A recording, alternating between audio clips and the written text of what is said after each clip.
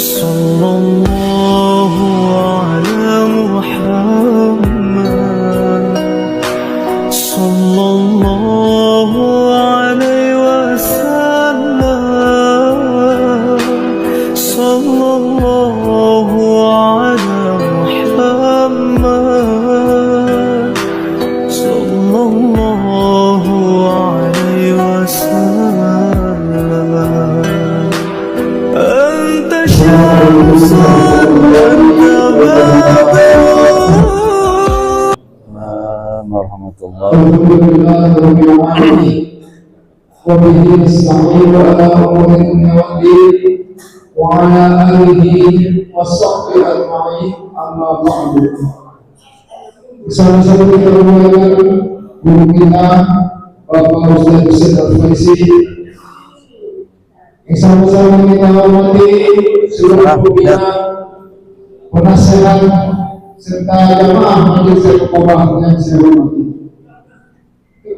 Bersyukur kepada Allah Subhanahu wa taala, Tuhan yang Maha Pengasih dan Maha Penyayang, yang kasihnya tiada pilih kasih dan sayangnya tiada terbilang. Cuma sebagian manusia yang tidak menerima dikasihi dan tidak mau disayang.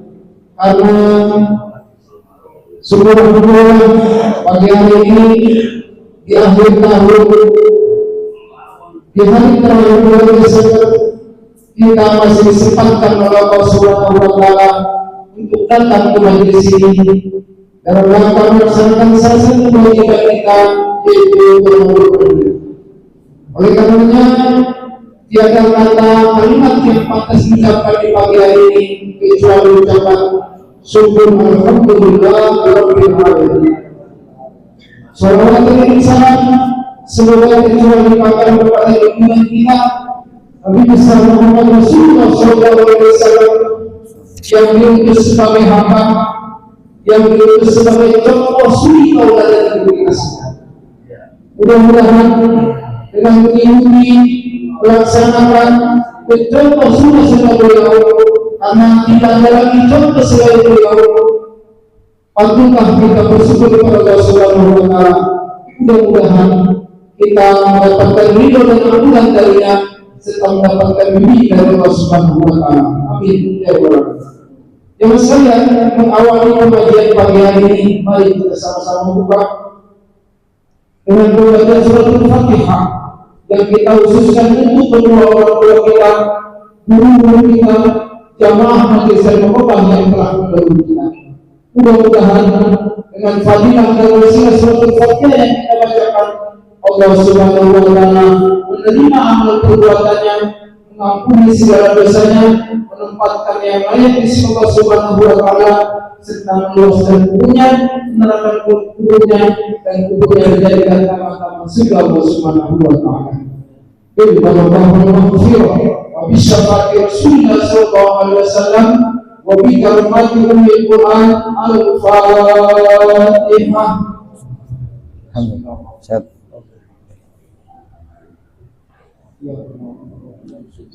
Syaratul ladzina.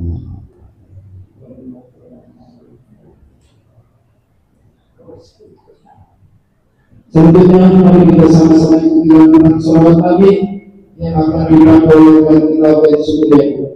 Dan salawat Nabi juga kita khususkan untuk jamaah akhwat yang kemarin saya melihat Pak Ali kurang sehat. Oleh karenanya atau yang lainnya, saya melihat Pak Ali juga kurang sehat kemarin, dan saya mendengar juga tadi. Jadi 3 orang ini maaf Pak mengalami atau operasi semua. Jadi Pak Ali itu operasi Embeyan. ya, Wasir. Kemudian Ari batu. Ya, operasi batu empedu. Kemudian Saharudeni juga operasi ginjal. Organnya mudah-mudahan dengan membaca salawat Nabi, Allah Subhanahu wa taala mengangkat segala penyakitnya dan disahkan sebagaimana biasa sehingga bisa berkumpul bersama di sisi dalam maka. Amin. Salawat Nabi pada kita yang seperti itu. اللهم صل وسلم وبارك عليه. اللهم صل وسلم وبارك عليه. يا ربي المصطفى أمن مقاصدنا واغفر لنا ما مضى يا واسع الكرم. حبيبي المصطفى بلغ مقاصدنا واغفر لنا ما مضى يا واسع الكرم. Masih ciri-ciri akhlak yang mulia kitab Minhajul Qasidin. Azani ya Rabbi Mustafa maqasidana waghfir lana ma maqad sihan karami.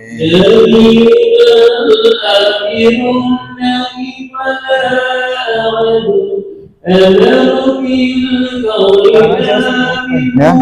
Syekh Ibnu Qudamah Al-Miqdasi Minhajul Qasidin. Beliau ini sebetulnya judul besar dari akhlak Al-Miqdasi, ciri-ciri akhlak. Ya syafa'atu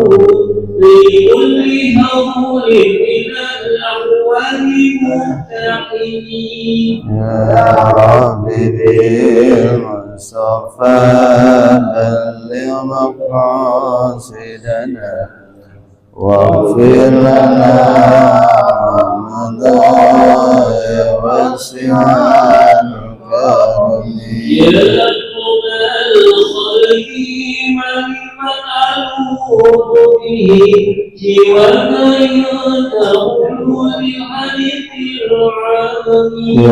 Rabbi Mustafa balligh maqasidana waghfir lana ma madha ya wasi'al karami.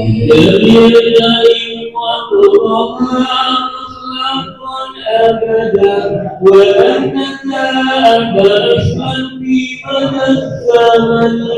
يا ربي المصطفى بلغ مقاصدنا واغفر لنا ما مضى يا واسع الكرم.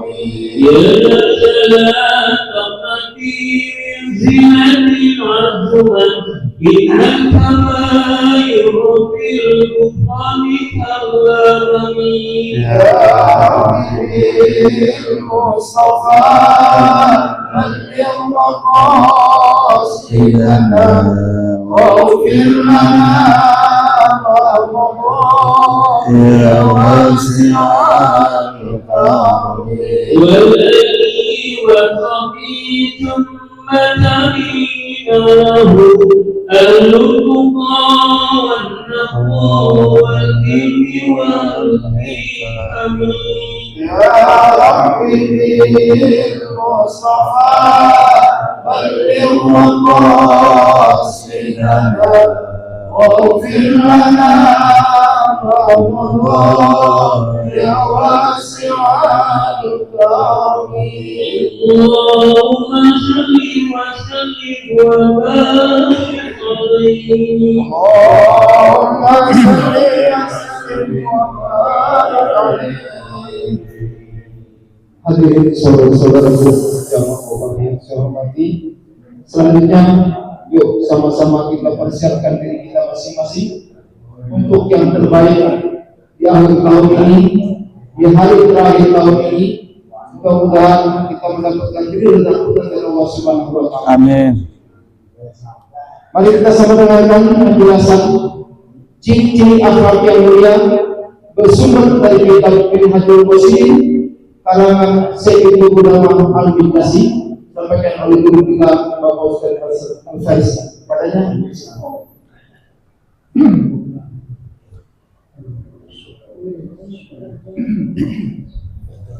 Bismillahirrahmanirrahim. Assalamualaikum warahmatullahi wabarakatuh.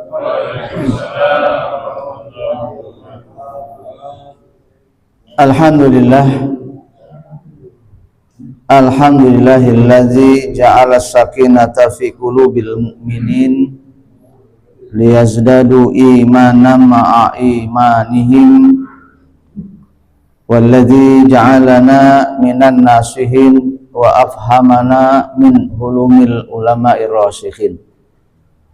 Asyhadu an la ilaha illallah wahdahu la syarikalah syahadatan man wa khairu maqama wa ahsanu nadiya. Allahumma fassalli wa sallim wa barik ala sayyidina Muhammadin wa ala alihi wa ashabihi alladhina yuhsinuna islamahum wa lam yaf'alu syai'an fariya amma ba'd. Qala al-musannif rahimallahu ta'ala wa adama naf'a bihi wa bi barakati ulumihi wa bikum fid dharaini amin radhiyallahu anhu. Wa bi sanatil muttasil ilal imamil mu'allif rahimallahu ta'ala fa inna asdaqal hadis kitabullah wa khairul huda sayyidina Rasulillah sallallahu alaihi wasallam wa syarrul umuri muhdatsatuha wa kullu muhdatsatin bid'ah wa kullu bid'atin dhalalah wa kullu dhalalatin finnar au kama qala Rasulullah sallallahu alaihi wasallam. Allahumma nas'aluka al-futuh wal munuh wal rusukh wa taubatan nasuh wa salahal jasadi war ruh. Qala rabbi shrah li sadri wa yassir li amri wahlul 'uqdatam min lisani yafqahu qawli. Hadratil mukarramin wal muhtaramin, para alim, para ulama, para asatiz, wabil khusus fadilatul mukarram yang sama kita hormati guru kita Al-Ustaz Ki Haji Mamun Adung, matanallahu bituli hayatihi wa murabbi ruhi, amin. Al-Khinal Kiram Al-Ustaz Sulaiman dan segenap para asatiz lainnya, para bapak-bapak haji, para sepuh dan orang-orang tua kami, kepada segenap jamaah rutin kajian Rebo subuh di Muslim Baitul Hikam atau Al-Aqobah, khusus segenap pengurus Muslim Al-Aqobah dari ketua umum dan jajarannya, khusus kepada penasehat Pak Haji Agus Rusbana, Bapak Wandi, Bapak Haji Untung, Bapak Haji Salmi, dan segenap bapak haji lainnya. Mudah-mudahan di pagi hari ini diiringi dari sejak sore hari Allah turunkan rahmat kepada kita yang mudah-mudahan menjadikan kita orang yang bersyukur atas berbagai nikmat yang Allah berikan kepada kita. Amin. Di pagi hari ini kembali kita hadir dalam rangka menuntut ilmu atau ta'lim wa ta'alim. Mudah-mudahan dengan intensinya kita, istiqomahnya kita hadir di setiap kajian, semakin memperkuat posisi kita di sisi Allah Subhanahu wa ta'ala yang kelak di yaumil qiyamah di hadapan Rasulullah. Mudah-mudahan kita diakui sebagai umatnya, dan mudah-mudahan kita di sisi Allah demikian juga akan mendapat berbagai macam keringanan ketika nanti di saat-saat yang berat, di perjalanan yang tak bertepi, sebuah proses yang begitu amat sangat panjang dan tidak batas waktu. Mudah-mudahan Allah meringankan kita semua, amin. Sampai pada akhirnya kita mendapatkan hak kita sesuai dengan amaliyah kita. Ini adalah satu amal yang keniscayaannya bisa menjadikan salah satunya adalah menjadi ciri atau saksi nanti di yaumil qiyamah, bahwa orang-orang yang senantiasa bisa jaga istiqomah di setiap kajian, maka ia sudah membangun bangunan yang permanen, istana-istana megah di surganya Allah Subhanahu wa taala. Amin.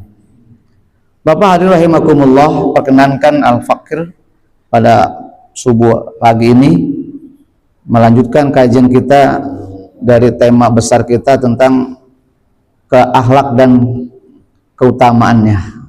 Di pagi hari ini kita ngambil subtema dari beberapa subtema yang sudah terlewati, yaitu tentang faslun fi alamati husnil khuluq, tentang ciri-ciri yang masuk dalam kategori akhlak yang mulia. Gerangan apa saja sih yang termasuk akhlak itu?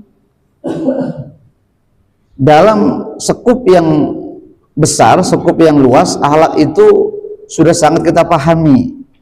Perilaku kita terhadap seseorang, ya, sikap kita terhadap keluarga, kepada anak, kepada istri, kepada lingkungan, kepada teman sejawat, kepada guru, terutama kepada Allah Subhanahu wa taala. Kesemuanya itu dirangkum dalam istilah akhlak, perilaku, sikap. Ya, karena akhlak itu cuma ada di Islam, di luar Islam nggak ada akhlak. Ya, yang punya akhlak cuma umat Islam. Di luar Islam tidak punya akhlak, mereka punya etika, ya, punya moral, punya adab. Ya, akhlak berasal dari kata kholak. Kholak yang berarti mencipta. Sang pencipta, al-kholiq, dialah Allah.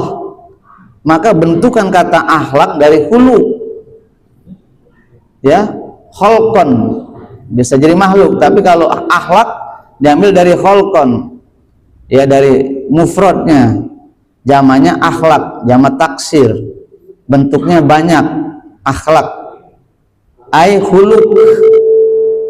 Ya, yang pernah kita bahas apa sih akhlak dari Syekh Ibnu Miskaweh, bahkan Imam Ghazali dengan definisinya mengatakan bahwa akhlak adalah perilaku yang muncul tanpa pikir dan tanpa logika. Itu akhlak. Jadi sesuatu yang datang, hadir spontanitas. Itu akhlak. Ya. Namun dalam kajian ini kita akan coba bahas apa sih yang diceritakan Allah di Al-Quran, bahkan Rasul di beberapa hadis beliau yang lebih dominan kajian kepada soal akhlak. Bahkan Rasul dihadirkan ke jagat raya ini untuk memperbaiki akhlak, ya, bukan memperbaiki ilmu pengetahuan, tapi akhlak dulu baru ilmu. Ya, Bapak hadirin rahimakumullah, rubbama jahadal murid nafsahu hatta tarakal fawahisha wal ma'asi. Ketika para santri, para murid, para pelajar, para mahasiswa, orang-orang yang terus belajar menuntut ilmu dengan siapa? Dengan para ulama, dengan para masyayikh, para kiai, para guru, para dosen, yang mereka belajar akhlak.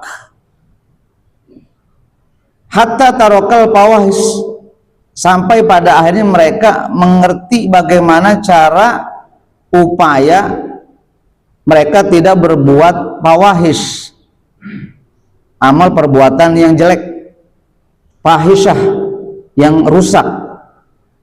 Ya, setiap kebalikan yang akhlak baik itu fahish namanya, fawahish jamaknya. Hadir di majelis baik, tidak mau hadir di majelis itu fahish, tidak baik. Punya harta, bantu orang, itu akhlak yang baik. Punya uang, punya kesempatan, sanggup memberi tapi tidak sanggup memberi, tidak sanggup membantu, itu fahish namanya. Jadi kebalikan dari akhlak yang baik itu fahish, akhlak yang tidak baik. Ya, ketika seseorang sudah mengerti bahwa dia harus meninggalkan yang tidak baik, sudah berada istiqomah pada akhlak yang baik, itu hampir mayoritas para penuntut ilmu, para santri, ya. Kemudian wal ma'asi, pada akhirnya ending daripada belajar akhlak, mengerti bahwa ini baik dan ini tidak baik, maka pada akhirnya hasilnya adalah manifestasinya dia berusaha meninggalkan segala bentuk perbuatan yang menjurus kepada maksiat, pekerjaan, perbuatan yang melanggar perintah Allah, maksiat. Tidak sholat, maksiat. Tidak ngaji, hura-hura, maksiat. Tidak infak, sedekah, ya, pada akhirnya berada pada perbuatan menuju kepada maksiat. Uang tidak manfaat buat membantu orang lain, kemaslahatan, tapi di luar itu dia gunakan untuk kepentingan pribadi, kesenangan pribadi, pada akhirnya ya israf terhadap harta, termasuk maksiat, ya. Summa dhanna annahu qad hazzaba wa hassana khuluquh. Ketika seseorang sudah merasa cakep, sudah merasa di posisi yang benar, sudah merasa berakhlak, dengan cukup tidak berbuat yang tidak baik, cukup dengan tidak berbuat maksiat, ya. Summa dhanna annahu qad hazzaba wa hassana khuluquh, kemudian dia menyangka, hazzaba, dia sudah termasuk kategori orang yang sudah terdidik, ya, orang yang terpelajar. Yang penting kan saya tidak berkata-kata yang jelek, perbuatan yang buruk, tidak maksiat, saya sudah termasuk orang yang berakhlak. Hampir mayoritas cara berpikir orang baru sampai pada tataran itu hari ini, belum kepada level-level yang lain, ya.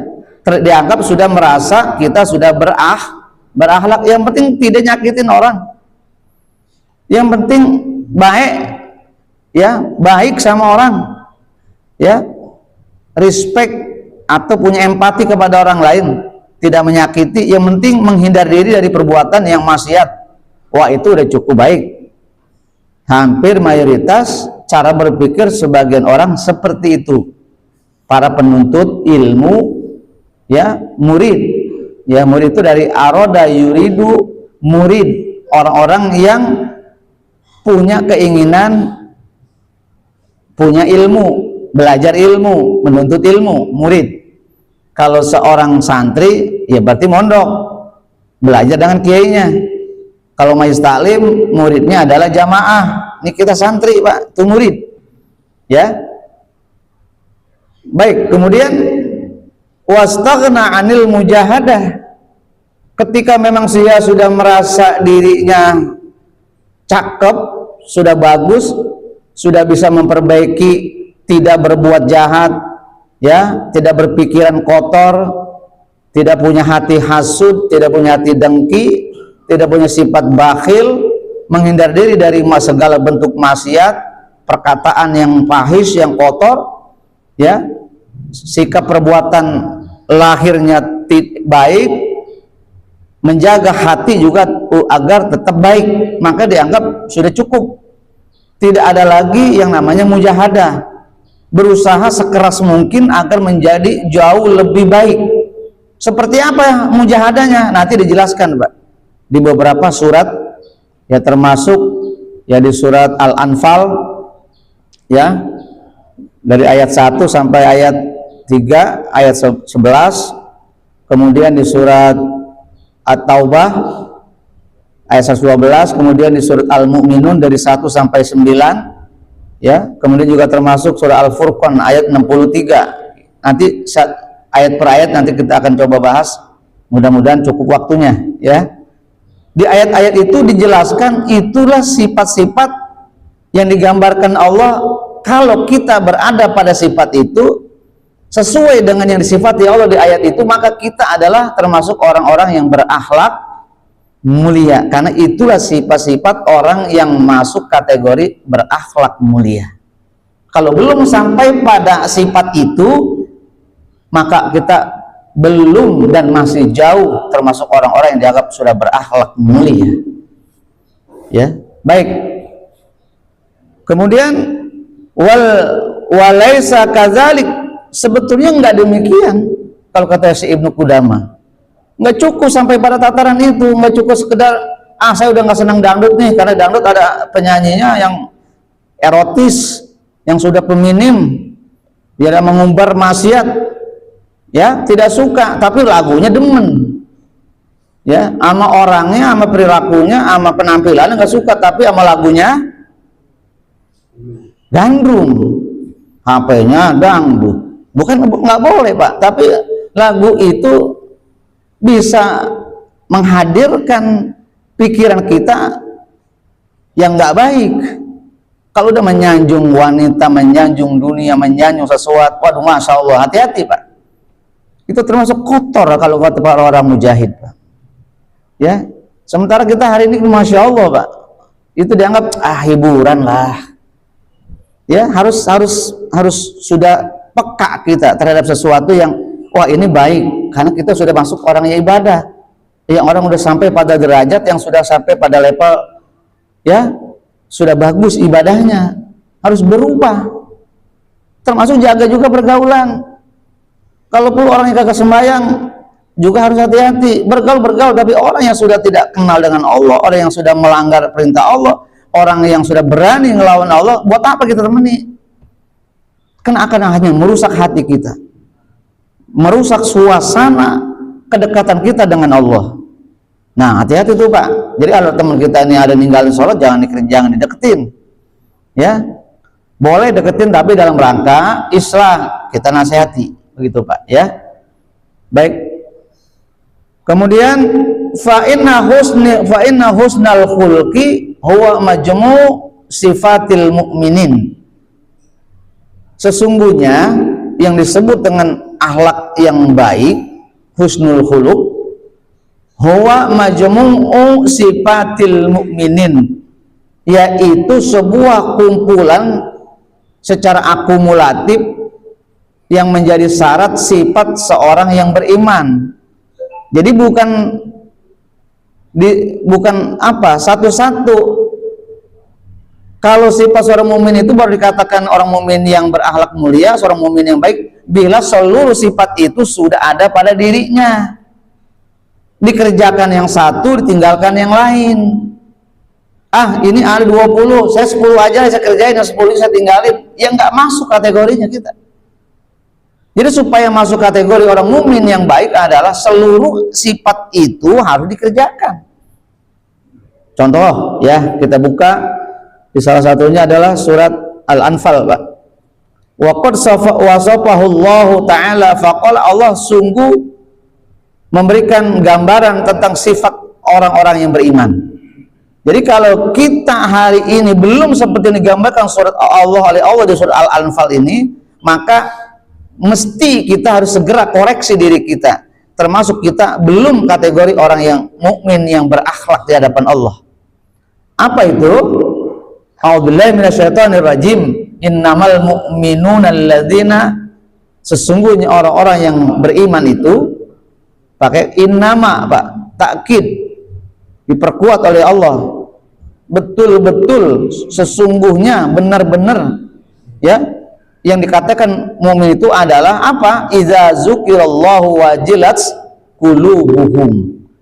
Satu, apabila zukirallahu, disebutkan nama Allah di hadapannya, ketika Allah disebut di hadapannya, apa yang terjadi pada dirinya, pada jiwanya? Wajilat qulubuhum, maka bergetar dia punya hatinya. Kalau disebut nama Allah bergetar Pak. Saking apa? Saking begitu haibahnya Allah di hadapannya, begitu agungnya Allah di hadapan kita, begitu mulianya Allah di hadapan kita. Ya, makanya ketika disebut nama Allah, betapa muncul rasa kerinduan yang mendalam. Rasanya ingin segera kita berjumpa dengan Allah. Itu salah satu sifat orang-orang mukmin. Coba kita berkaca hari ini, Quran dibacakan, kita buka HP, sedang baca, melihat YouTube, sedang nonton TV, ya. Ketika kita lihat YouTube, ya, lama-lama dikit kita lihat. Tapi ketika YouTube kita buka ada sedang baca Quran, ya, maka buru-buru di skip, ya, ganggu aja nih, ya. Nonton TV, ya, yang ramai Indosiar, ya, yang ramai RCTI, iNews. Ketika Ajwa TV yang dari mulai jam 6 pagi sampai jam setengah 8 ngaji di skip sama kita, ya. Ini kira-kira begitu nggak nih kita? Begitu nggak kira-kira ini? Ya jujur aja begitu, nggak apa-apa kok, ya. Yang ngerasain kita sendiri. Kalau sikap kita hari ini masih memilah dan memilih, jelas Quran itu jauh lebih utama dari apapun yang kita tonton. Jelas kalimat-kalimat Allah, kalamullah, suara-suara yang indah keluar dari orang-orang yang soleh, para hafid yang membacakan Quran jauh lebih dahsyat dibanding dari apapun yang hebat di jagat raya ini. Tapi hari ini maaf, ya, kalimat-kalimat Allah itu bukan lagi sesuatu yang hebat di hati kita, sesuatu yang cuma sekelumit kata-kata yang cukup ya mengganggu, ya, dari kesenangan hati kita, kesenangan mata kita hari ini. Maka ada yang nggak benar sudah di hati kita, sudah ada yang nggak benar dari akhlak kita. Lihat, Allah tegaskan di surat Al-Anfal ini, Pak. Jadi kalau ciri-ciri itu sudah mulai keluar dari hati kita, ciri-ciri itu sudah mulai hapus dari jiwa kita, mulai bertobat kita di hadapan Allah Subhanahu wa taala. Karena Allah satu-satunya zat yang hebat, seharusnya yang dia menempati ruang yang paling banyak di hati kita. Allah zat yang seharusnya menempati ruang yang paling banyak di jiwa kita, di mata kita, di hati kita. Tapi hari ini maaf, cuma terselip di pojokan yang paling kecil, di pojok, di ruang-ruang yang paling kecil, disitulah Allah kita tempatkan. Maka bertobatlah kita, Pak. Ya, itu nggak kita sadari hari ini, Pak. Itu justru ini mengingatkan kita akhlak itu kita terhadap Allah, Pak. Akhlak, ciri-ciri akhlak seorang mukmin. Makanya tadi kata si Ibnu Qudamah, jangan bangga kita udah sudah ninggalin maksiat.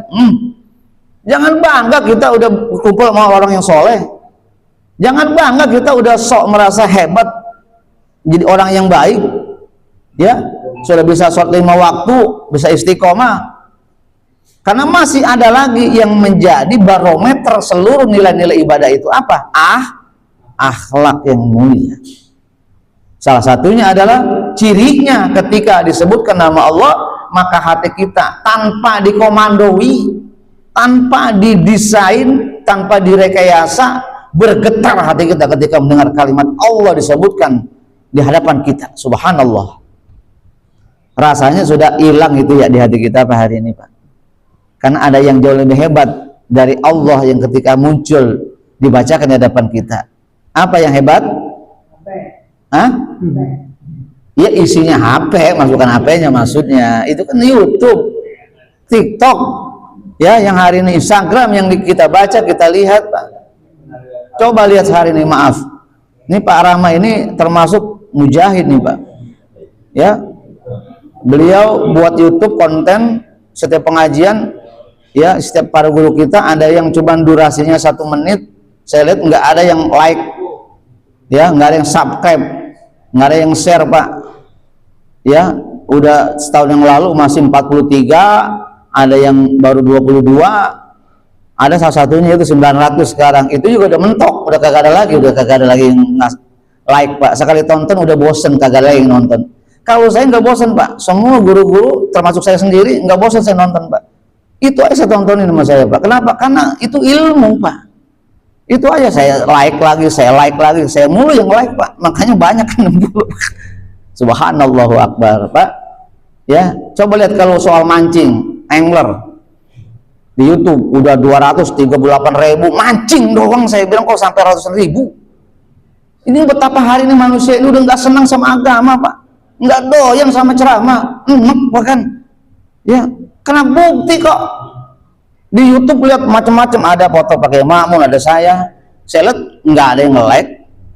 Dari dulu 2 tahun yang lalu, 3 tahun segitu aja, 40 lagi. Saya bilang masya Allah, ya para pengunjung para ramai ini orangnya nggak putus asa Pak, ya tinggal nanti bagaimana ya diatur waktunya, mungkin di momennya kali ya, di waktu-waktu tertentu yang. Tapi kalau mancing di mana saja saya lihat itu ramai terus, ya sama yang itu camping horor tuh Pak. Ampun dah, saya bilang udah sampai 500.000, ya subhanallah akbar ya. Ini Pak, saya bilang nih udah jauh bergeser kita umat Islam hari ini Pak, ya. Baik, di surat Al-Mu'minun ya jelas, innamal mu'minuna alladzina idza dzukirallahu wajilat qulubuhum. Yang pertama, ketika Allah disebutkan, Allah dibacakan, Allah dilantunkan kalimat-kalimat Allah, maka bergetar hati kita Pak. Ngerti artinya bergetar itu artinya apa Pak? Merasa hebat Allah di hati kita, besar agung Allahu Akbar. Nggak ada yang lebih besar, nggak ada yang lebih hebat, nggak ada yang lebih azim kecuali Allah. Nah itu cirinya itu Pak, ya makanya para nabi, para rasul, para aulia kalau disebutkan nama Allah mereka menangis karena sudah kebayang bagaimana indahnya Allah, agungnya Allah, maha besarnya Allah, maha rahman Allah, maha rahimnya Allah. Betapa indahnya Allah, surga indah tapi tidak ada banding dengan keindahan Allah. Puncaknya indah, puncaknya kenikmatan, dialah berjumpa dengan Allah. Ya, udah jelas itu Pak. Ya, baik, kita lanjut. Wa idza tuliyat alaihim, yang kedua, ini sifat-sifat akhlak orang mukmin Pak. Wa iza tuliyat alaihim ayatuhu, apabila dibacakan di hadapannya ayat-ayat Allah, ayat kauniyah dan ayat kauliyah, Quran yang dibaca oleh hafid, oleh qori, oleh para pembaca ya, yang kita baca di hadapan kita dengarkan dengan seksama, dengan ansyid, wasma'u, dengarkan secara baik, tinggalkan aktivitas lain, dengarkan Quran ya. Apa yang terjadi? Wa iza tuliyat alaihim, ketika dibacakan ayat Allah, zadathum imana, maka semakin bertambah imannya, meningkat keyakinannya, meningkat keteguhannya, meningkat nilai kualitas ibadahnya, meningkat kualitas takwanya ya, semakin baik, semakin rajin, semakin taat, semakin banyak sujudnya di hadapan Allah karena tadi ayat-ayat yang menggetarkan hati dan menggetarkan jiwa. Wa idza tuliyat alaihim ayatuhu zadathum imana wa ala rabbihim yatawakkalun. Enggak ada lagi yang tempat berpulang, enggak ada lagi tempat terakhir menepikan diri kita, menyandarkan diri kita kecuali Allah Subhanahu wa taala. Gagal usaha, buru-buru pasrah sama Allah. Ya, usaha tapi kemudian kena musibah, pasrah sama Allah. Wa ala rabbihim yatawakkalun, cukup kepada Allah saja kita pasrahkan hidup kita. Ya, itu yang ya satu dan kedua. Dan yang ketiga, alladzina yuqimunas shalah wa mimma razaqnahum yunfikun. Yang ketiga, alladzina, orang-orang yang beriman adalah yuqimunas shalah, mendirikan salat, menegakkan salat. Ya, yuqimunas shalah, iqamatus shalah. Ciri-cirinya itu.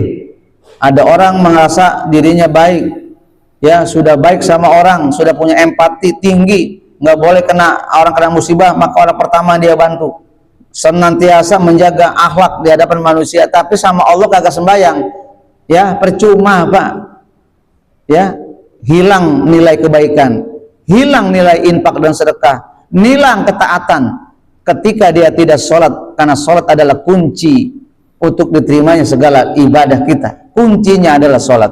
Ciri orang yang beriman adalah wa yuqimunas sholat, menegakkan sholat, mendirikan sholat.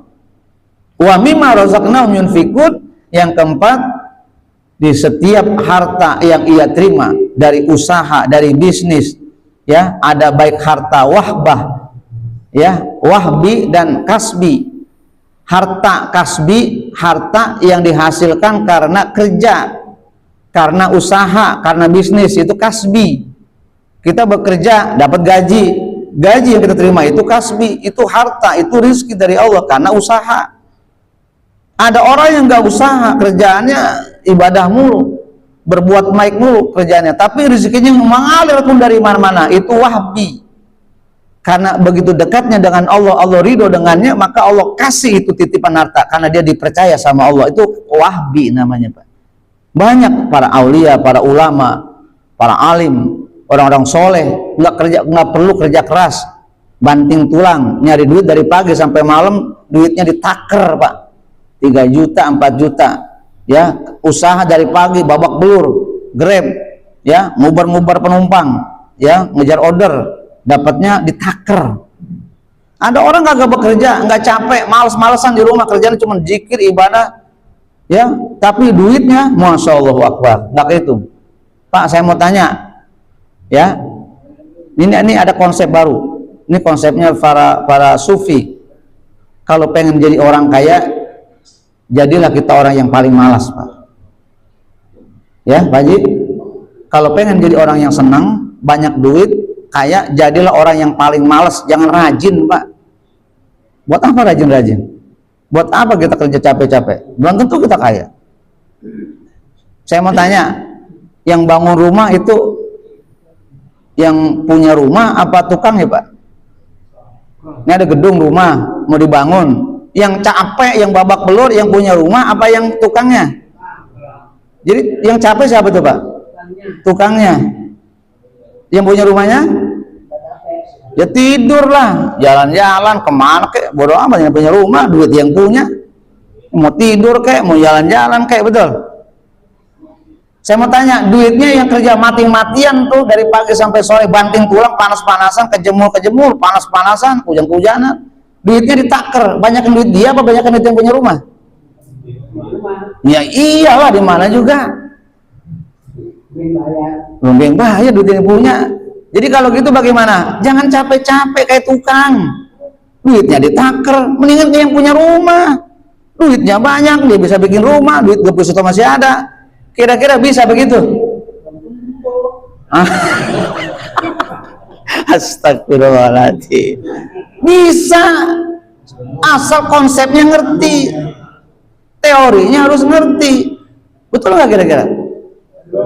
Nah itu saya bilang tadi, rezekinya rezeki wahbah, rezeki wahbi, jangan kasbi.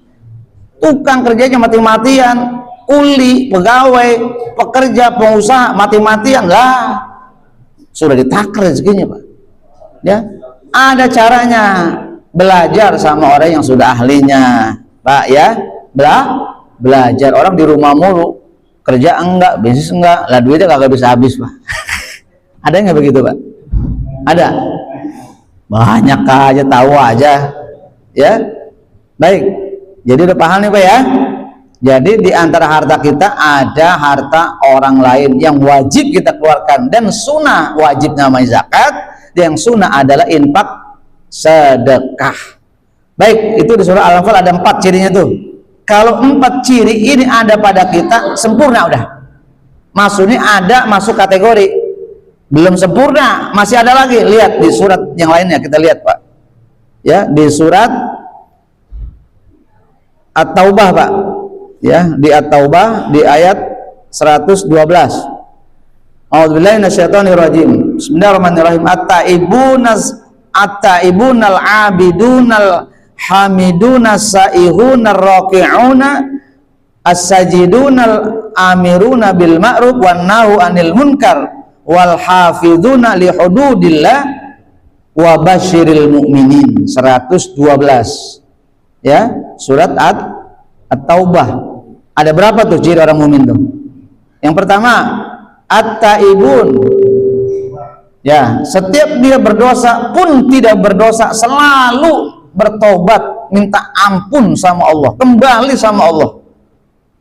Nggak ada cerita, tidak ada waktu, detik dari setiap detik, menit dari setiap menit, cuma satu yang dia minta sama Allah, jangan sampai ya Allah dosa datang kepada saya, dosa yang tidak terampuni, dosa yang terlupakan, dosa yang tidak termaafkan, mohon ampun sama Allah. At-taibun, Bukan ketika berdosa saja dia bertobat, nangis-nangis besok bikin dosa lagi, besok nangis-nangis lagi, besok dia dosa lagi, ya nyambel itu mah.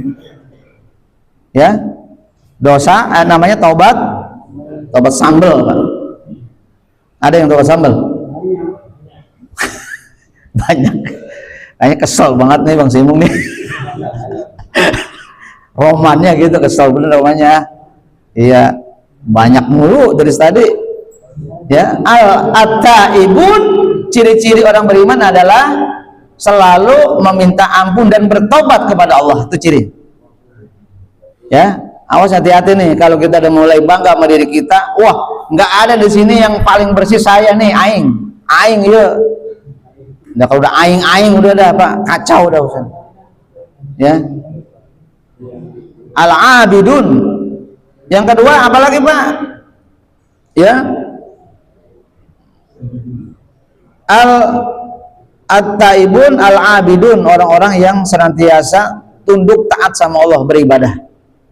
Beribadah dalam kategori luas. Setiap aspek kegiatan kita baik lahir maupun batin, ya, yang tujuannya mendapatkan ridho Allah, berbuat baik. Al-abidun, orang-orang yang beribadah, bukan hanya kategori sholat, zakat, ibadah, bukan Pak. Seluruh aspek kehidupan kita yang menghasilkan kebaikan, yang menyenangkan orang lain, yang menguntungkan siapapun, yang Allah ridho di dalamnya, maka masuk kategori ibadah. Itu ciri orang mukmin. Senang bantu orang, nggak boleh melihat orang susah, nggak boleh lingkungan kotor, nggak boleh ditelepon minta tolong, nggak boleh speaker berdering di masjid, kerjasama bangun gotong royong bangun masjid, maka dia orang pertama. Nah, itu namanya al-abidun. Yang kedua, yang ketiga Pak, al-hamidun, orang yang senantiasa memuji Allah di setiap saat. Ya, dikasih nikmat bersyukur, enggak dikasih nikmat bersabar, dikasih musibah sabar, belum dijabah doanya, belum dikasih nikmat apa yang kita mau, maka tetap kita bersabar. Dikasih nikmat bersyukur, terus tingkatkan syukur kita. Itu al-hamidun, selalu memuji Allah. Ya, itu udah tiga tuh, at-taibun ciri-cirinya. Yang kedua al-abidun, yang ketiga al-hamidun, yang keempat as-saihun, orang yang menahan diri, yaitu puasa. Puasa ini ciri-ciri orang yang beriman. Bagaimana maksudnya? Kemarin sudah dikasih tahu, yang bahaya itu di kehidupan manusia ada tiga. Ketika manusia itu kosong iman, itu yang bahaya Pak. Yang kedua kosong kantong Pak, itu bahaya. Yang ketiga kosong perut, kanker. Kosong perut beda Pak, kanker tadi kosong kantong Pak. Orang kaya, banyak duit, punya jabatan, tapi masih aja korupsi Pak. Kan dia udah kantongnya penuh, perutnya kenyang, nebak di mana aja, makan di hotel berbintang, siap bayar, duitnya banyak, betul? Ya, duit banyak, jabatan tinggi, terhormat, dimuliakan oleh orang-orang, fasilitas dia bisa, apa sih yang dia bisa? Jalan-jalan ke luar negeri kecil, tinggal transfer, naik pesawat, ya, kecil Pak, tapi masih aja korupsi Pak. Masih aja illegal logging, hutan di deforestasi, yang mati ribuan orang Pak, tapi masih senyum dan tertawa bajingan Pak. Apakah dia orang susah? Kaya, nggak punya jabatan, menteri, bahkan di atas menteri. Saya mau tanya, apa yang kosong? Wah, cakep itu, lulus udah Pak, cuma sudah tuh ya, kencang bener tuh. Lulus sudah ya, itu Pak, kosong iman, imannya mantep, sholatnya nggak gigih, ngajinya nggak pernah absen, luar biasa. Hidupnya susah, ya, tiap hari nggak punya duit, mau sono bingung, mau jalan-jalan kagak punya epeng, bingung Pak, dalam kebingungan hidupnya. Kan namanya tuh kosong kantong. Kesehari masih mending, hari kedua masih lumayan, hari ketiga diomelin bini. Lah ente udah kayak emak-emak aja di rumah mulu, pengangguran, duit kagak punya, beak, listrik nggak kebayar, lama-lama puyeng apa kita Pak? Puyeng nggak? Puyeng, diomelin mulu, akhirnya pergi nyolong-nyolong juga nggak ada yang bagi, pusing juga nyolong sendirian, menghayal di pinggir rawa. Lama-lama gua ngerampok juga nih urusannya nih. Ada ayam orang, ada motor orang Pak. Setan mulai masuk, gara-gara apa? Gara-gara apa tadi? Kosong kantong. Bahaya nggak? Bahaya. Ini bahaya Pak. Udah, Masya Allah, ini hasil penelitian Pak. Kosong iman bahaya, kosong kantong bahaya, apalagi kosong perut Pak. Masya Allah, saling bunuh-bunuh gara-gara kosong perut Pak.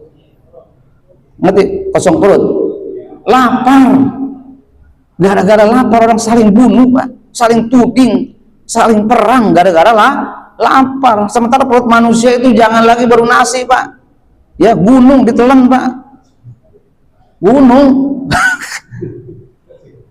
udah telan kayak raksasa Pak. Aspal tuh kan batu, kolar Pak ditelan Pak. Subhanallah, bensin disedot. Astagfirullahaladzim, bahaya nggak Pak? Bahaya semua. Maka kalau orang itu udah beriman, insya Allah semua bisa teratasi. Amin. Iman modalnya Pak. Ya ini ciri-cirinya Pak. Makanya ya al-taibun, al-abidun, al-hamidun, as-saihun. Puasa orang beriman cirinya ketika dia kenyang, dia jaga jangan sampai terlalu kenyang. Tengah-tengah makan antara kenyang dan lapar. Rasulullah sudah kasih akhlak, kalau Rasul nggak bakal mau makan kecuali lapar. Kalaupun makan Rasul tidak sampai kenyang. Itulah ini kita lapar banget, pas kenyang banget Pak. Kemelakaran kita ini Pak, makan mulu, rumah makan, di sini makan, Masya Allah Akbar. Emang kalau anak kecil mau makan mulu, gedein Pak, cakep. Lah orang tua makan mulu Pak, kencing manis. Ya kencing manis Pak. Subhanallah ya. Baik Pak, kita lanjutin nih. Sudah jam berapa Sulaiman? Sudah jam 6. Hah? Setengah 6 ya. Setengah 6 apa jam 6. Enak aja dia mah ya.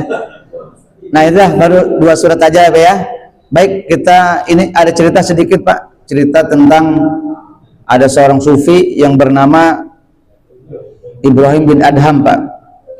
Beliau ini adalah lahir tahun 718 sampai 780 di Balkhan, yaitu di Afghanistan.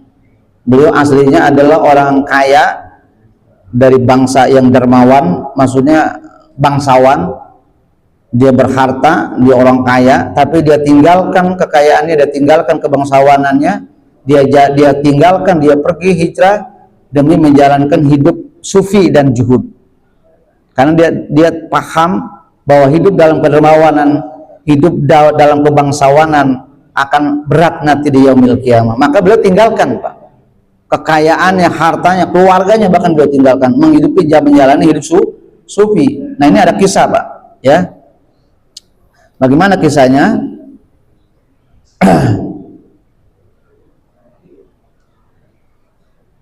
Wa kharaja Ibrahim bin Adham ila ba'dil barari. Suatu saat Ibrahim bin Adham ini jalan di satu tempat di gurun pasir. Kemudian fastaqbalahu jundiyun. Suatu saat beliau itu tiba-tiba berjumpa dengan petugas, kalau kata sekarang mah polisi atau Satpol PP. Jadi di tempat kerumunan orang, di satu tempat di padang pasir, tiba-tiba ada petugas menghampiri beliau. Padahal ini seorang yang sufi, seorang yang zuhud, seorang ulama besar, seorang bangsawan, orang paling kaya, ya, menyendiri hidupnya, menjalani hidup sufi, ya. Saat-saat dia mau berziarah ke satu tempat, dijaga oleh tentara, ya. Apa kata tentara itu? Faqala, ditanya, Ainal umron? Hei Anda mau kemana? selonong aja. Nih saya petugasnya, udah punya tiket belum? Gitu bahasanya gitu. Wah, saya nggak punya tiket, saya nggak ada uang untuk beli. Saya nggak tahu bahwa sini ada aturan seperti itu. Marah ini petugas. Fa asyara ilal maqbarah. Kemudian sebelum dia menjawab, dia cuma bilang, saya nggak kemana-mana, saya cuma ke situ tuh, ke kuburan. Saya mau ke makam, kata Ibrahim bin Adham sama petugas itu, Pak. Mau ke makam, mau ke kuburan. Fadaraba rasahu fasajjahu. Kemudian nih marah, Pak. Orang tanya baik-baik kok jawab ke kuburan. Ini tempat wisata, tempat orang-orang pada senang-senang. Kenapa Anda kok nunjuk kuburan? Menghina saya, begitu. Jadi marah nih, Pak askar ini. Fadaraba rasahu, dipukul kepalanya, Pak, sampai berdarah ini Abdul bin Adham. Dipukul, Pak, sama tentara. Orang kaya, Pak, seorang paling kaya, Pak, di Balkan Afghanistan, Pak. Ya, dipukul kepalanya, pasaj jauh sampai keluar getih, keluar darah, Pak, berdarah, luka ya. Falamma ukhbiro annahu Ibrahim, sampai pada akhirnya orang pada datang, Pak. Ada apa nih, rame? Ini ada orang tiba-tiba datang nyerang selonong aja, nggak ngargain saya pukul kepalanya. Kata orang tersebut, kamu tahu gak ini siapa? Ini orang tahu semua, ini ulama besar, orang dermawan, orang bangsawan. Ini adalah Ibrahim bin Adham, bangsawan, orang paling kaya, sang sufi. Tentara tadi Satpol PP tunduk, ya, sampai minta maaf. Kalau gitu, Tuan, saya minta maaf. Tadi saya tidak tahu bahwa Tuan adalah Ibrahim bin Adham. Ya, ketakutan di tentara. Kemudian ja'ala yuqabilu yadahu wa rijlahu, sampai ini tentara tadi saking takutnya dia cium kakinya, sampai dia cium tangannya, dia minta maaf karena tidak tahu. Ya dia takut lah, siapa Ibrahim bin Adham itu. Ya kalau sini ya gubernur lah. Ya. Gubernur dipukul palanya, Pak, sama Satpol PP. Karena saking nggak tahunya nih, Pak. Kebangetan ini, Pak. Ya Allah, ya nggak di penjara kebagusan. Ya minta maaf, Pak. Lalu apa kata Ibrahim bin Adham? Faqala, maka berkatalah Ibrahim bin Adham, innahu lama daraba ra'si, sesungguhnya ketika Satpol PP ini, tentara ini, ketika dia mukul kepala saya, lama daraba ra'si sa'altullaha lahul jannah, ketika kepala saya dipukul lalu keluar darah, luka, nggak ada sumpah serapah, nggak ada kalimat kebencian yang keluar dari mulut saya, nggak ada. Saya cuma satu, sa'altullaha lahul jannah, saya cuma minta sama Allah agar orang yang mukul saya barusan, kau berikan dia surga ya Allah, kau masukkan dia ke dalam surga, karena dia telah menjadikan saya sudah berbuat baik, karena saya sabar dan ikhlas dipukul kepala saya karena engkau ya Allah. Subhanallah. Bisa nggak, Pak, begitu?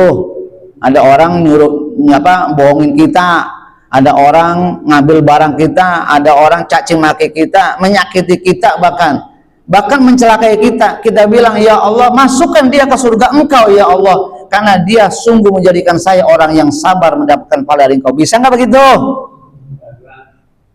Hah? Ya jangan ngaku orang berakhlak. Ini kan ciri orang-orang yang berakhlak. Kalau belum sampai pada tataran itu, masih jauh rasanya surga, Pak. Masih jauh. Ya. Baik, yang kedua nih kisah Uwais Al-Qarni. Bapak tahu Uwais Al-Qarni?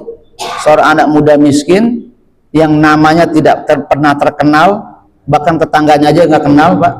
Tapi namanya masyhur, viral di langit, Pak. Siapa? Uwais Al-Qarni. Karena dia begitu taatnya, sayangnya, mencintai ibunya, merawat sampai di usia tua. Melayani hidupnya, cuma melayani ibunya, Pak. Dia sanggup gendong ibunya pergi haji bolak-balik, dia gendong, Pak, dari kotanya ke Madinah, kotanya ke Mekah. Subhanallah, Pak. Makanya namanya hebat ya di langit, Pak, tapi enggak dikenal di bumi. Apa yang terjadi pada Uwais Al-Qarni? Di antara satu alaknya, idza romahu sibyan bil hijaro yagul ya ikhwatah in kana wala buddha farmuni bisigori li'ala tudimu saki pertama ta'uni minas sholah. Ini Pak kata-katanya nih, kata Ustaz Al-Qarni. Iza romahus sibian bil hijarah, suatu saat ada anak-anak pada main-main berjumpa dengan beliau Pak. Ini Uwais Al-Qarni karena penampilannya adalah orang susah, penampilannya biasa, pakaiannya juga nggak bagus, orang yang selalu dianggap orang yang maaf lah, kebanyakan umum lah, ya orang yang biasa, kehidupannya biasa, tidak berharta. Tiba-tiba anak-anak main dilemparin ini Pak, nggak ngapa-ngapain, tiba-tiba dilempar pakai batu nih Uwais Al-Qarni ini Pak. Batunya gede-gede Pak. Dia nggak marah, cuma dia, ya ikhwata, wahai anak-anakku, saudaraku, sini. Kagak marah Pak, nggak digamparin sama kita tuh anak Pak. Kalau kita kan kita gamparin Pak, kita tenteng ke bawah orang tuanya, kita lapor orang tuanya kan begitu. Kalau dia enggak lapor nih Pak, sini sayang, sini. Ini batu gede-gede banget yang kamu buat nimpa saya, tolong kalau nimpa saya pakai batu kecil aja ya. Timpa saya pakai batu yang kecil. Kenapa? Kalau batu gede kena kaki saya nanti luka, nggak bisa sholat. Tolong yang kecil aja dah, biar kepala saya luka, badan saya luka, kaki saya kalau luka pun nggak patah. Kamu timpa sama saya pakai batu yang kecil, biar saya masih seneng, masih bisa sholat. Masya Allah Akbar. Bukan dicegah, bukan diomelin, betul. Tapi malah silakan nih batu yang kecil aja nih Pak, kolarnya agak kecilan dikit dah, timpain saya, nggak apa-apa, saya ikhlas. Subhanallah. Ada nggak yang begitu? Yang sanggup begitu, sanggup nggak? Rasanya nggak pernah ada Pak. Ya. Tapi kita masih mengaku hari ini orang yang baik di hadapan Allah, orang yang sudah mulia di hadapan Allah, orang yang sudah berharap mulia di hadapan Rasul. Belum Pak. Kan udah bilang tadi sama siapa? Sama Syekh Ibnu Qudamah, zona annahu hazzaba wa hassana khuluquh. Orang yang sudah merasa hebat, saya orang terdidik, orang berpendidikan, orang yang budaya, orang yang berakhlak. Anda siapa? Ente siapa? Kalian siapa? Nih saya udah berakhlak. Awas, hati-hati. Ya, ini udah jelasin tadi di awal. Masih banyak ratusan akhlak-akhlak yang mulia, yang akhlak itu mesti menjadi syarat mutlak kita orang-orang yang beriman. Demikian barangkali yang dapat sampaikan, mudah ada manfaatnya. Insya Allah ke depan kita masih ada waktu, ada kesempatan, panjang umur, sehat walafiat, kita kaji kembali.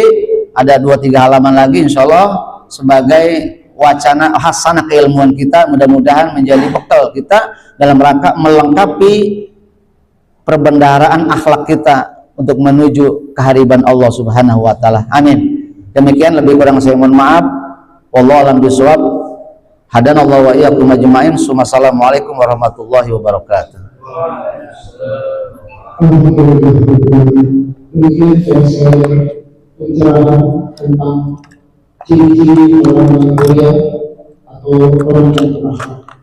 Mudah-mudahan dengan penjelasan tadi menambah ilmu pengetahuan kita semua guna memperbaiki akhlak kita sehari-hari. Karena amal ibadah tidak menjamin seseorang masuk surga, namun orang tanpa amal ibadah celaka. Amal ibadah bagaikan tiket masuk, penentunya adalah rahmat Allah Subhanahu wa taala.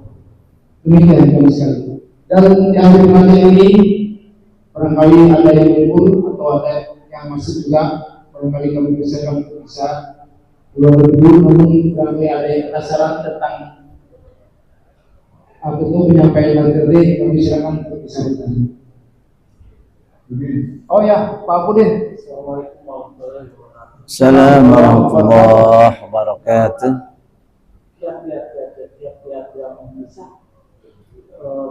Yang bisa bikin hati kita bergetar, ikhlas qulubuhum. Sebenarnya ketika dibacakan, ketika disebut Allah bergetar hati. Bagaimana tiap-tiap itu bisa mencapai demikian? Luar biasa Pak ya, di surat Al-Anfal ya. Innamal mu'minuna alladzina idza dzukirallahu wajilat wa idza tuliyat alaihim ayatu zadatum imana. Jadi sudah jelas, sudah gamblang Pak. Baru sampai pada derajat hati kita itu peka ketika kapan saja disebut asma Allah, nama Allah, ayat-ayat Allah, maka hati kita bergetar Pak, karena saking apa? Begitu Allah maha besarnya, Allah maha agungnya, Allah maha azim, Allah maha rahman, Allah maha akbar, nggak ada lagi yang lain. Hal itu bagaimana caranya? Belajar dari perkara-perkara yang kecil. Bagaimana caranya?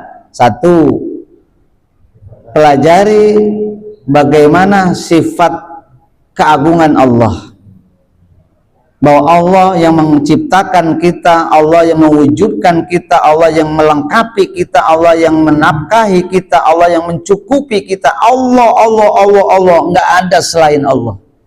Bahkan Allah yang menghidupkan kedipnya mata kita, Allah yang mengeluarkan keluar masuknya napas dari hidung kita, Allah yang menggerakkan kita dari ketidakmampuan, Allah menjadikan solusi dari setiap masalah, Allah menjadikan jalan keluar dari setiap problem, Allah yang menyuapi, makan, menggerakkan tangan kita, itu Allah Pak.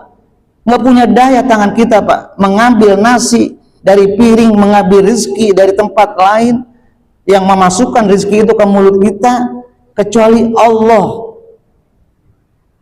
Pahami Allah, mengerti Allah, ma'rifat kepada Allah, baru kita akan paham bahwa Allah wujud. Allah tidak gaib dalam kehidupan kita. Makanya kemarin saya jelaskan, kita ini iman kita, tauhid kita baru sampai pada derajat la ilaha illallah, belum la ilaha illa anta. Allah belum wujud. Anta itu mukhotob, dialog kita dengan Allah, Allahnya wujud di hadapan kita. Karena kalimat anta itu adalah direct, langsung kita ketemu dengan orangnya, kita ngobrol sama anda, berarti andanya hadir nggak di situ? Ada nggak dia lawan dialog kita? Kalau kita bicara anda, ente, ada nggak? Ada. Tapi kalau orangnya gaib nggak ada, wallahu a'lam. Kita baru sampai pada derajat la ilaha illahu huwa. Allahnya ada tapi gaib. Makanya wajar ketika sudah nggak ada Allah di hati kita, Allah nggak wujud di batin kita, makanya nyeleneh, sembayangnya kayak ular kadut, plak pluk, karena Allah nggak ada. Allah nggak ada tong maninahnya, udah kagak husu. Aduh, masya Allah akbar. Beribadah mesti harus ada orang lain yang nyanjung. Infak sodako mesti ada orang lain yang tahu, biar ada yang kita nilai. Wah, ria. Begitu semuanya Pak. Allahnya nggak wujud. Coba sampai naik sedikit tahlilnya Pak. La ilaha illa anta. Boro-boro sampai la ilaha illa ana. Wallahu alam kita Pak. Ya, kalau sudah la ilaha illa ana fa'budni anallah innani anallah. Lihat di surah Toha Pak. Sampai pada derajat itu baru kita Pak ma'rifatullah. Ini kita masih pada level akar rumput mulu ibadah Pak. Ya, boleh jadi kita hari ini kalau nggak ada Allah nggak ciptakan neraka, kita nggak mau kita ibadah. Kalau Allah nggak iming-iming kita masuk surga, boleh jadi kita nggak taat sama Allah hari ini. Betul Pak. Karena ibadah kita hari ini kalau nggak diiming-iming surga, nggak karena ancaman neraka, nggak ibadah kita Pak. Ya, acak-acakan kita hidup kita Pak. Makanya coba hilangkan itu Pak. Ya, suasana ketakutan dengan neraka, suasana merasa tersanjung dengan Allah ketika dijanjikan surga yang menjadikan kita semangat ibadah, coba itu hilangin. Baru sampai pada derajat la ilaha illa anta. Cukup engkau saja ya Allah. Kalau engkau sudah ridho, engkau sudah sadar ada pada saya, ya terserah engkau, saya ibadah, saya ngaji, saya berbuat baik, kau masukkan ke neraka nggak apa-apa. Saya mau tanya, kalau Allah ridho kepada kita masuk neraka, mau nggak? Saya mau tanya, Bang Simon mau nggak? Mau aja, kenapa nggak mau? Lah kan terserah Allah. Lah Nabi Ibrahim 3 hari 3 malam dibakar kayu sekampung, dilempar pakai ketepel 1 kilo, buang jatuh ke api Pak. Saya mau tanya, ada nggak selai rambutnya yang terbakar? Adem Pak di api, kedinginan Pak 3 hari. Lah neraka kalau dingin kan enak aja Pak. Masih mau ya? Nggak apa-apa, jangan protes sama Allah. Lalu saya dimasukin neraka ya Allah, nggak apa-apa. Itu baru ma'rifatullah, Pak. Terserah Allah, Pak. Demikian barangkali Pak Iburin ya, mudah-mudahan ada manfaatnya. Pahami dulu siapa Allah itu. Baru kita akan bergetar nanti ketika disebutkan nama Allah. Ya demikian. Pak, terima kasih, Pak. Demikian kalau sekalian, karena waktu adalah yang menyelesaikan kita sementara, masih banyak pekerjaan yang harus diselesaikan Siap, Pak. hari ini. Oleh karenanya, yuk kita tutup pengajian ini dengan doa kabul majelis. Diawali dengan doa sebelum istighfar. Bismillahirrahmanirrahim. Bismillahirrahmanirrahim. Allahumma anta rabbi. Allahumma anta rabbi. La ilaha illa anta. Khalaqtani Khalaqtani wa ana abduka wa ana wa abduka ana ala ahdika ala ahdika wa wa'dika wa'dika mastata'tu mastata'tu a'udzu bika a'udzu bika min syarri ma min sana'tu syarri ma sana'tu abu'u laka abu'u laka bi ni'matika binikmatika alayya alayya wa abu'u bi zambi faghfirli fa innahu la yaghfiru dzunuba illa anta subhanaka Allahumma wa bihamdika asyhadu an la ilaha illa anta astaghfiruka. Dengan berakhirnya pembacaan doa, maka berakhir pula pengajian pagi hari ini. Terima kasih atas segala perhatian, mohon maaf segala kekurangan. Jangan lupa untuk dan kebersihan dan kebersamaan di majelis ini. Tugas yang ada di perjalanan sekalian, adalah pembacaan dan jangan lupa pula kita raih menghadiri dulu dengan sholat doa. Bila itu Assalamualaikum warahmatullahi wabarakatuh. Wassalam.